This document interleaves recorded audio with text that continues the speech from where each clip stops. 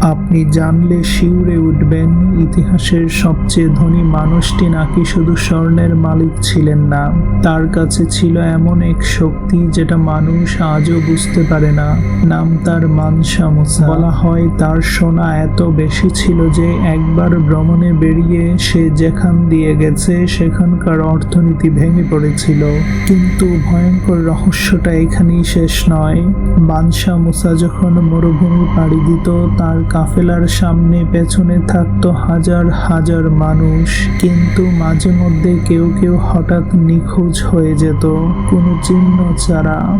কেউ কেউ বিশ্বাস করে তার সোনা শুধু ধন নয়, ওটা ছিল অভিশপ্ত। সেই সোনার পাহারা দিত নাকি অদৃশ্য শক্তি। সবচেয়ে রহস্যময় ব্যাপার হলো তার আসল সম্পদ আজও পাওয়া যায়নি। কেউ বলে সাহারা মরুভূমির নিচে এখনো লুকানো আছে অগণিত স্বর্ণ ভাণ্ডার। আবার কেউ বলে যারা খুঁজতে গেছে তারা আর ফিরে আসেনি। তাহলে প্রশ্ন হলো, মানসা মুসার ধন কি এখনো অপেক্ষা করছে, নাকি সেই সোনার অভিশাপ আজও কাউকে বাঁচতে দেয় না? ধন্যবাদ বন্ধুরা।